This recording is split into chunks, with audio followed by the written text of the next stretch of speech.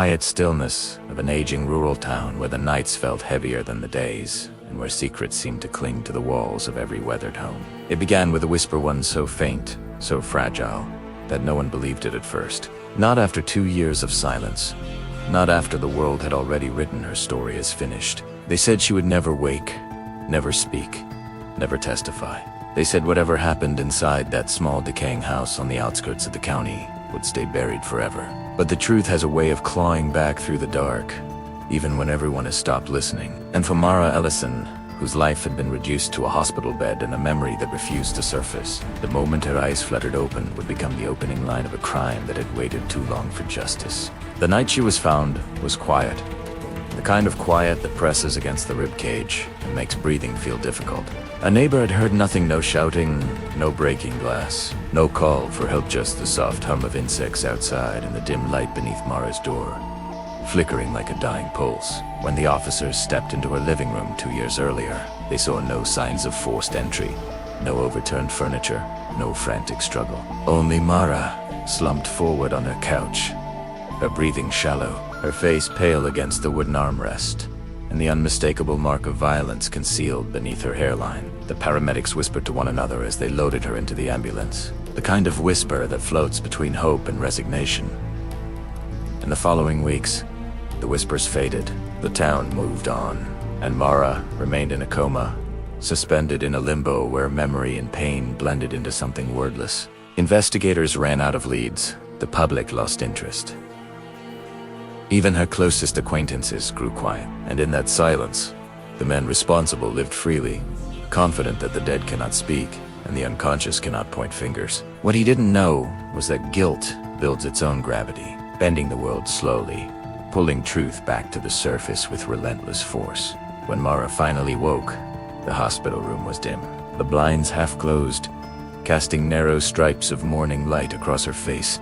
Her hands trembled as if the air itself felt foreign. A nurse leaned over her, whispering her name, soft and cautious, as though she feared the moment might shatter if she spoke too loudly. Mara blinked, fought through the fog, and then after a long, shaky breath formed a single word. A name. The room froze. The nurse swallowed hard. The doctor stepped closer, listening as though the walls themselves might lean in. Mara's voice was barely more than a rasp, but it carried the weight of 2 stolen years, of nightmares she couldn't yet articulate, of a crime that had waited for her return. Detectives arrived within the hour. The atmosphere in the room shifted to something colder, something procedural but not impatient. They moved carefully, aware that trauma clouds memory, aware that a single wrong question might push her back into silence. The lead investigator, Sergeant Cole Rennick, stood at the foot of her bed, his posture stiff, his expression controlled but intense. "Mara," he said in a low, steady tone, "we're going to go at your pace. Tell us whatever you remember, even if it's just pieces."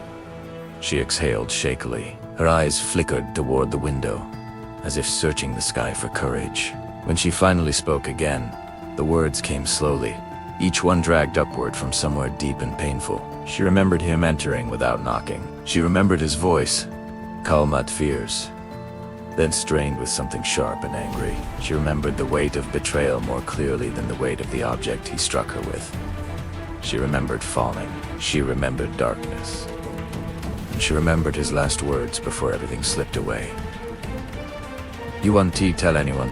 In that moment, the investigators felt the balance of power shift. A door that had been locked for 2 years suddenly creaked open, revealing a path they thought had vanished. The suspect, now with a new name, a new fictional life in this narrative, became Nolan Greeley, a man with a history of temper and a long-standing connection to Mara, the kind that turns resentment into poison. As the detectives tracked him down, the tension built like storm clouds gathering under a low ceiling.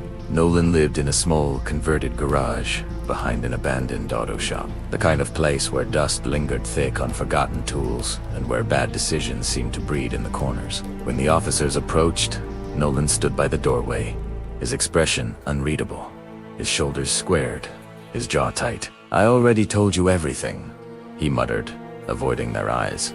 But the tremor in his voice betrayed him. "Sergeant Rennick." stepped closer.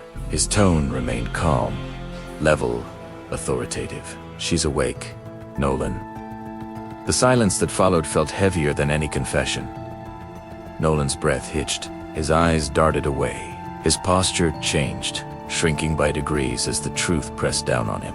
She wasn't supposed to," he began, then stopped, swallowing hard as though the rest of the sentence had turned to ash in his mouth. Inside the interrogation room, the fluorescent lights buzzed faintly, casting a cold glow across the metal table. Nolan sat with his hands clasped tightly, knuckles white, a sheen of sweat beginning to form at his hairline. Rennick leaned forward slowly, the authority in his voice quiet but undeniable. "This is your chance to tell the truth. All of it. No more running." Nolan's breath grew shallow. He stared at the table, blinking rapidly, as if trying to find courage in the scratches etched into its surface. He spoke in fragments at first, then in longer spills of panic. He hadn't planned anything, he insisted. He'd gone there to confront her about money he believed she owed him. They argued. He snapped. It wasn't supposed to go that far. He'd panicked. He'd left her there, assuming nobody would ever know.